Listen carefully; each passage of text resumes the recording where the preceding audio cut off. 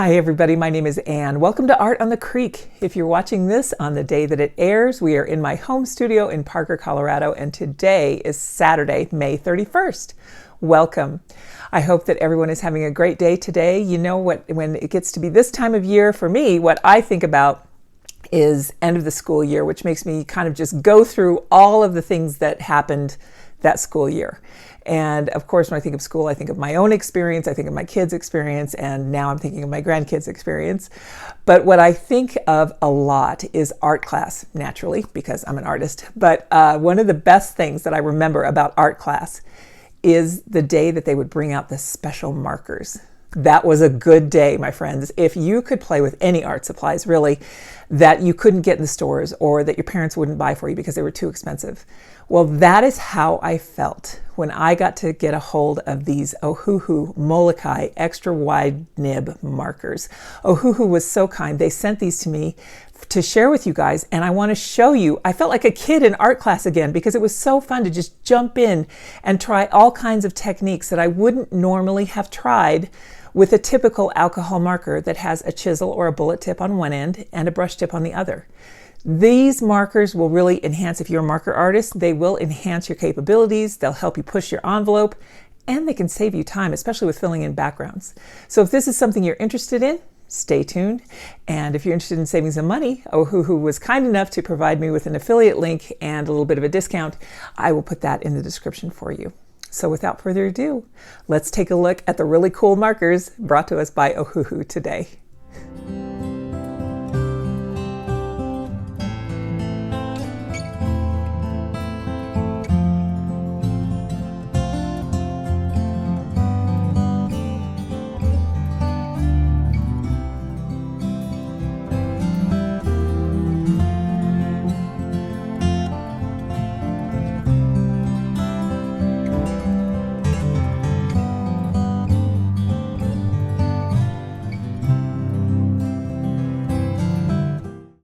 I think it was about 2019, 2018, somewhere in there, when I very first decided, I really want to jump into markers because it looks so fun. And the brand that was the most affordable and widely available at that time was Ohuhu. So I chose their brush tip markers at the time, and I think, honestly, you know what? They weren't brush tip. They were chisel tip on one end and a bullet tip on the other. I loved them. I ended up passing them on to my son because he wanted to get back into his comic art, and I missed them. And so I recently replaced them, and I am so happy that they reached out to me because I have never tried these wide ones, and I've always wanted to. So here's how they come packaged. We're just going to open them all up here, and we'll take the outer plastic wrapping off. I love these boxes. I only had a little bit of issue with one of them, and you'll see that as this goes on, and it's not anything that's a deterrent. I'm kind of rough on packaging, so I appreciate it when packaging is a little more sturdy, and this one is. Each of these boxes contains 6 markers. They are extra wide, as it says on their art markers, and each one, like I said, contains 6. We've got 3 sets here. And these are all from their Molokai series, which is these wide tip markers. The sets we have are the Halcyon Oasis, Tropical Vintage, and then this one that I'm opening here, the Sky Glass set. They come with a really good variety of colors. If you wanted to just get one of these to enhance a set that you already have, then any one of these would really do it. And plus, they also have a set of grays. Each box comes with this little sticker sheet that I really appreciate. It feels like regular paper on the top, so it's like a easy to label, and that's exactly what these are for, is you just wipe the marker across the printed section, and then you can label them so that you know exactly what you're getting, because you can see when you open them, you really have no idea what you're getting until they're labeled. I kind of like that because then you're getting an actual swatch. You're not just getting that plastic tip of whatever the company felt was a good match. So here's the way that this packaging works. You fold this in a certain way, and I think I did it. I think this is the correct way to do it. I'm not sure. I'm reading to try and figure out how to do it, but that feels a little more sturdy. And I like how it stands up here so that you can have this at an angle. It was convenient. For me, it's a little bit futzy. I prefer to just have things out on the table, but I'm kind of a messy worker.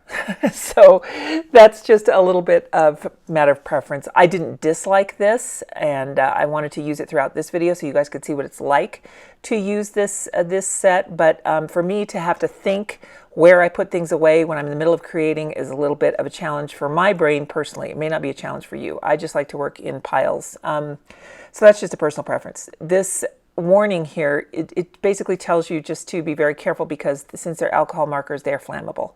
So, you know, just be real careful with them. And of course, with all art supplies, wash your hands when you're done. And if you're using this with young children or, you know, in a classroom, just make sure that you've got good supervision on the kids. And you know your kids. If you think that your own children can handle these, then great. But they are intended to be for adults, and they are flammable, so do be careful with that. Each one comes with this great little booklet that talks about Ohuhu markers, and it's so informative, and it's such a cute naming system. They name them after the island, so it's really kind of cool. They've got all of these different kinds of nibs, and each one is named after an island, the Hawaiian Islands, it looks like. So I think that this is a lot of fun. It kind of puts you in that summer vibe right away. Little comparison sheet here to tell you exactly what each marker, what the features are, and a little bit of a Q&A. So in case you get a set and you're thinking, oh, wait, I think I want a set that also does this. Well, you can look through this booklet, which comes, I'm sure, with all of their markers, and really see what else they have to offer. Here's the Molokai series, and you can see this wide tip. They don't really come in all of the shades that the other markers come in, but it's such a good variety that they're really good to accent whatever set you're working with. And these will work with any alcohol markers. You don't have to use them with Ohuhu alcohol markers, but you know, you certainly could. They do have marker sketchbooks. They sent me a mixed media sketchbook, which we will get into here in a minute. They also offer other kinds of markers and gel pens. So we are just going to focus on these today. And I will let you guys look through that website when you click on that affiliate link below and see what it is you might be interested in, because Ohuhu really does have quite a range of art supplies. So this first one that we're looking at is from the Sky Glass series. Now what I'm going to do is measure this first, and then I'm going to speed this up during the swatching just so we can get through it, because without speeding it up, this video is over an hour long and I don't want to take that much of your time. But you can see it's kind of a really nice ergonomic shape, and it's a good length, it's a good width, and it really felt like it was going to stay securely in my hand. It was very comfortable to hold. The issue that I had, and again, this is me personally, I have arthritis in my hands and it was kind of hard for me to take the lid off. That's just me. That's my bad grip strength. Don't let my struggle that I'm having here, don't let that be your judge. These are not ridiculously difficult to open. It's just me, I swear to you. But look how cool this nib is. You have so many different angles. Does the cap post? No. Okay. Those of you who have watched my channel know that that's just my pet peeve, but that's okay. I'll just be careful. I'll hang on to it.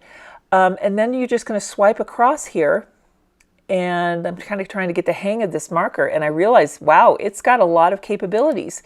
So it's just going to take a little bit of getting used to. It's just so wide, but I really like that. I like how it worked, and I like that, boom, just like that, you've got your swatch all done, and then you can put the pigment name and number on one end, on the small end here. I kind of got it a little off to the side, but that's okay. We'll just leave it there. And then on this other one here, we'll go ahead and put this on the fat end of the marker. And can I line that up? Yeah. And this particular one here is color PB2, which is their brilliant blue. And I'm sure that all these colors correspond with all of their other markers. So at this point, I'm going to go ahead and speed this up so that you guys can see how these all swatch, and then I'll put these stickers on. And then we'll jump back in and talk about some more of their features. One of the main things I noticed with these swatching is that it's very, very simple to get these stickers off. There was one that kind of stuck, this one here, and I had trouble getting it apart from the paper, but I got it eventually. And I think if I had put a heat tool on it at first, that might have helped. But no worries, got everything on there. Now the colors in this set are G320, which is a jade green, BG5, which is dolphin blue, B140, they're aquamarine, BG68, turquoise blue, B G8 teal, and PB2 brilliant. Now this second set here, this is the, what set is this? A tropical vintage. This one, the box wasn't going to cooperate with me and it just kept falling down. And that's the other reason I have kind of issues with kitschy packaging like this. It's just a little too futzy for me. I just like to take things out of the box and either put them in a marker stand, a rack, or just, you know, put them in a cup or something and work from there. So I really like that black is nice and rich. I love it when you have a new black marker, don't you? But same thing, let's go ahead and speed up through this. I'm going to dry this one off and use a white gel pen because now I cannot read the labeling that they've provided. So let me get this marked up and we'll speed through this one as well, and I'll tell you the color names. In this tropical vintage set, we've got R170, lipstick red, GY43, a deep olive green, YR91, a natural oak, Y050, which is a summer lemon, B190, ultramarine, and then finally 120, that black. And we got those all labeled and tucked in there. And now let's go ahead and label this final set, which is called the Halcyon Oasis. This palette in this particular set of 6 is awesome. And it's just because it's kind of where all the fashion trends are going right now. It's really very muted pastels, really made me think of the islands, really made me think of, gosh, anything summer. It just really made me think of tiki huts and ocean and palm leaves. So this one has a lot of potential. Let me read the colors off to you on this set. This one has G170, May green, B220, a pale grayish blue, which is a color you use a lot. Really good for shading and shadows. YR209, hazelnuts, G270, moss, and B260, smoky blue. Followed by E260 leather. Sorry, there's one more. And I know I said that this one is just my favorite, but it's not to say the others aren't. These really swatch out quite beautifully. And you can see here I'm doing 4 swipes across, so you can kind of see the different layers of markers. Now, for those of you who have never used alcohol markers, it's really cool to use them because they're a translucent medium. Now, depending on which paper you're using, you're going to have a little more dry time, more or less dry time, I should say, depending upon the paper you use. The paper that they gave me to use is their mixed media, and I really thought it was great. It says on here it's ideal for wet and dry media. I have not tried it yet with watercolor, and I want to. I've used it for colored pencil and for these markers, and I had absolutely no issues. I really like this sketchbook, and you'll see that here in just a little bit.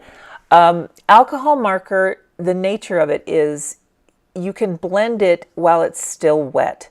Unlike a water-based marker where you blend it with water or, you know, with each other, with another water marker, this one you can go over it and really get the colors to blend and merge together, much like you would while you're watercoloring wet on wet. It's kind of hard to explain with words, but I do have a point in this video where I'll show you really just wonderfully how that feature works.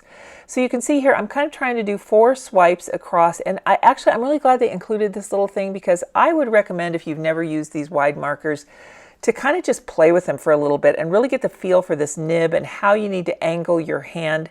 Because you'll probably see as these swatches go on, I did get a little more comfortable with the shape and feel of these markers. So some of the swatches toward the end I felt were better examples of swatches than they were in the beginning. But now that was the Halcyon Oasis set. Now let's move on to these tropical vintage. This is such a good set to get because it's really just your basic colors. Like if you're looking for a basic primary palette, this is a great one to have. I hope they come out with more. I would love for them to come out with, you know, different themed sets, like a set of purples, a set of different reds, a set of different oranges. That would be really fun. But, you know, I am not one to say what market this appeals to. I don't know if this mostly appeals to graphic designers, but to me as an artist, they appeal to me just because they're so cool. This lemon yellow, summer lemon rather, when you put it down, it almost looks like a fluorescent green in my eyes, but as it dries, it comes out such a beautiful yellow. I really loved it. This brown is quite nice. I'm picturing all of the things you can draw with that brown. It's such a rich, chocolatey, velvety leather color. It's really nice. And that's called their natural oak.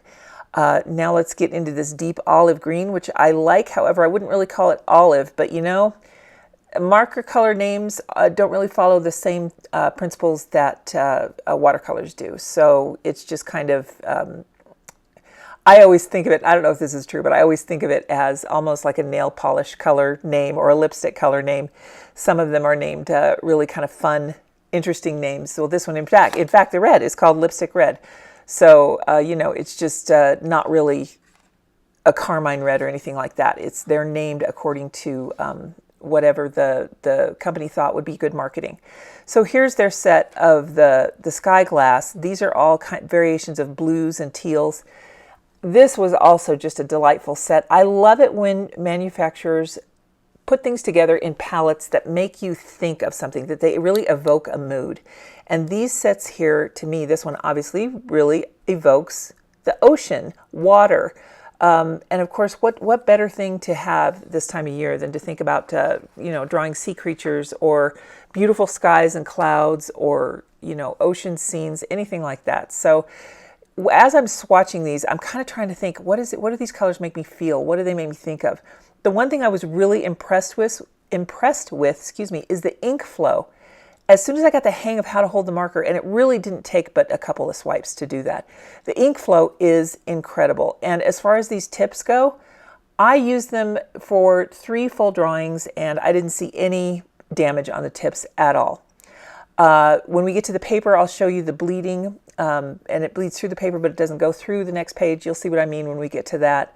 I think these are the most vibrant colors, and I really like the way that the description, even though it's not, for instance, carmine red or cobalt teal, it really does match with what the color swatch, what the intended color name rather is. That turquoise blue. Yep, that's a turquoise blue. That's exactly what I would call that.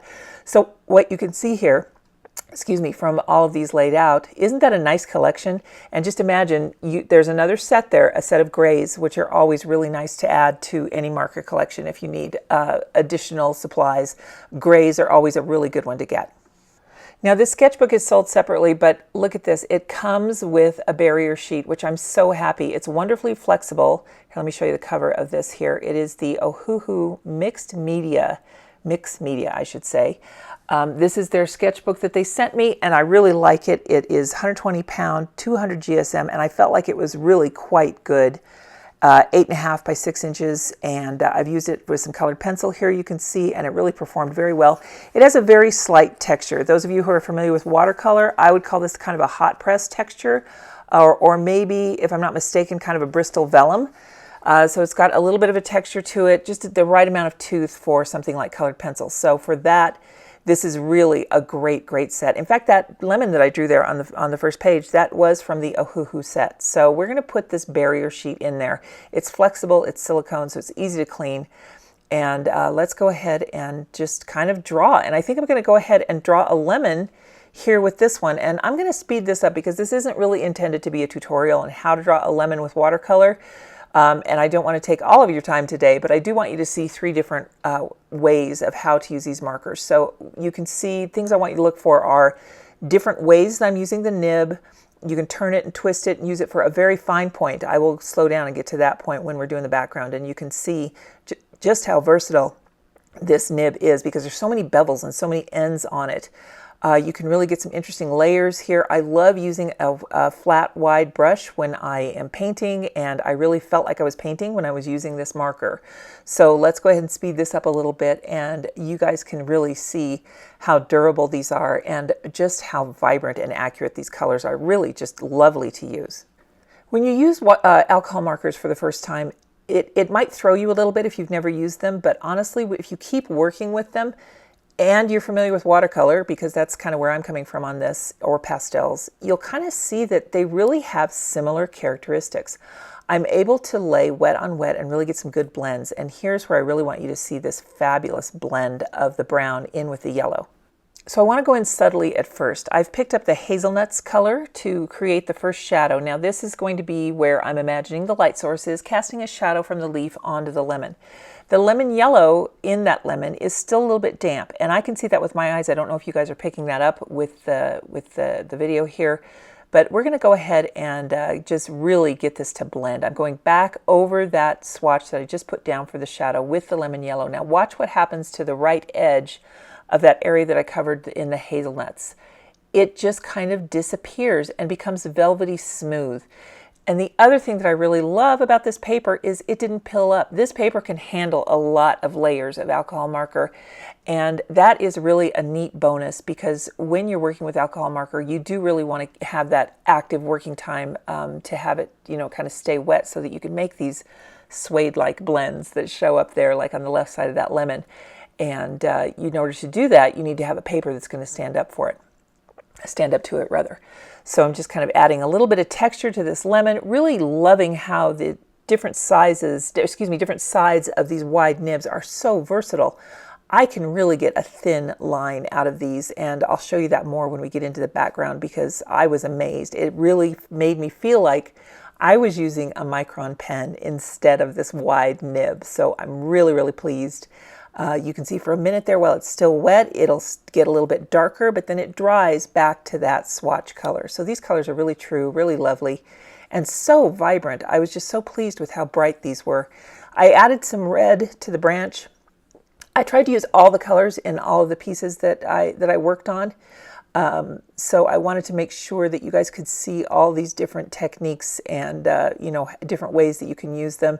I'm just kind of playing around here, getting to mix the lighter green in with the dark green. And again, I want you to kind of see how they mix.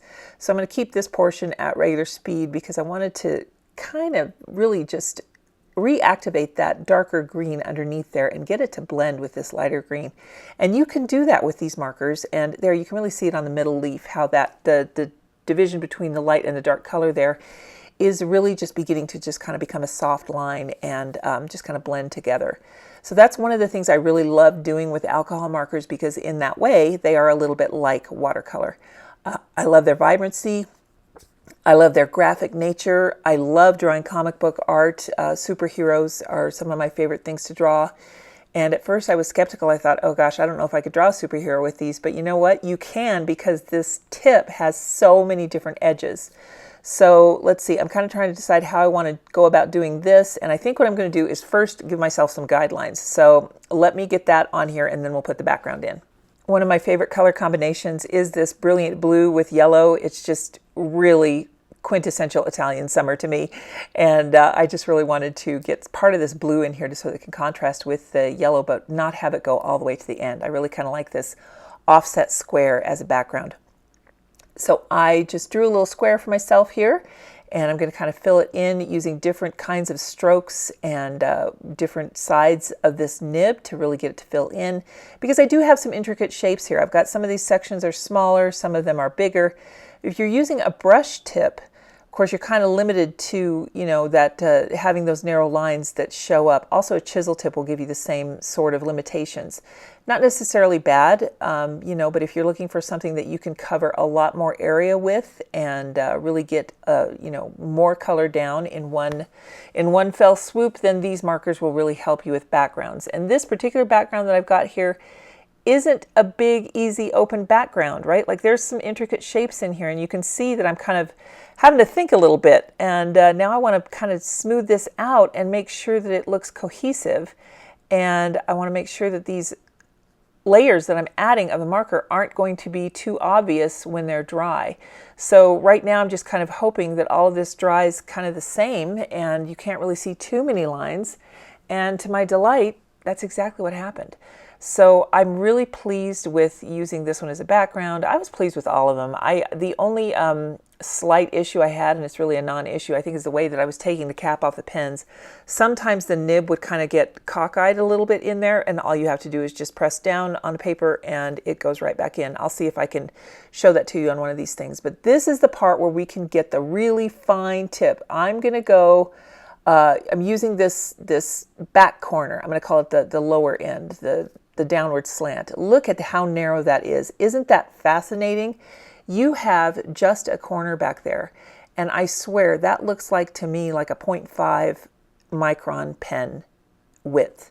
I was blown away by how narrow that line could be. In fact, I think I'm going to zoom in here and show you just how incredible this is, because you can really fill tiny, tiny areas with the end of this nib here. See, you have all of those angles to work with. Look at that narrow little line. I mean, I was impressed. I had no idea that I could get that kind of detail out of this incredibly wide marker. So I'm just really loving this, going around and getting that fine line. And there I've made it even a little heavier in width. But you can make such a delicate line with these that I was pleased. I was very pleased. So let's go ahead and fill in the rest of this background and see where this one ends up, shall we? When you're using these markers, you really have so many sides and facets that you can choose from to use that you really have the world at your fingertips when it comes to determining how wide of a line you need. Again, that very thin line, I was just magnificently surprised. And I decided I liked it so much, I wanted to go back in with the red and kind of do some more on the leaves. And now I'm going to use a white gel pen to just add some little highlight lines. And let's take a look at the bleed through. So when you're working with markers, you really do have to count on this. You have to count on the marker bleeding through the paper. This is true of alcohol markers. May not be true of watercolor markers. But the thing that I was impressed with is look at that silicone sheet. It is clean. The marker didn't even touch it. So it didn't soak all the way through the paper. It just went to the back, which is really kind of fascinating. I was very pleased to see that. So we've seen one way that these markers really excel, and that's in that incredibly varying nib function and the ability to blend. But let's look at something now. Please don't judge. I'm not a designer. I don't draw chairs for a living, and it's obvious when you'll see how wonky my chair came out. But I draw things with personality, and in that way, this excels. But I want to show you how you could use these in design. Now, once again, I'm probably not following the principles of design of how you would use something like this, but I want to show you kind of just the general gist of how these would be used to evoke color for a design application. Let me just erase my pencil lines here so we don't get any extra smudges, and we'll take this mid-century modern chair and give it some fun swaths of color. And for this one, the palette that I thought would be perfect is this Halcyon Oasis palette. These colors that are so popular right now, these kind of muted pastels, really remind me of the era that I grew up in, which was the 60s and early 70s. And I really love seeing those muted pastels come back to life. So even though I am a very far cry from a graphic designer or any kind of designer, architect, what do you call them? Decorator. There you go. A decorator, designer type person. I had a lot of fun doing this, and I would do more. I kind of wanted to keep playing with this particular palette because that moss is just avocado green, my friends. If you know, you know. Let's go ahead and see about getting these all packed back up in here. There's our mid-century modern chair. And now let's move on to this beautiful, beautiful ocean set, although they do call it sky glass. I think it really needs to be a dolphin, don't you? So after drawing that mid-century modern chair, of course, my brain was kind of stuck in my childhood, and one of my favorite shows was Flipper, and I can still hear the cry of the dolphin and the theme song. So when I ran across this wonderful picture on Unsplash of a dolphin, I thought, you know what? This would be the perfect thing to draw with this palette, the Sky Glass palette. And this one, unfortunately, I think my camera cut out towards the end of it, but you will see the final piece. I really enjoyed this one so much, you guys. It was so fun to layer these colors.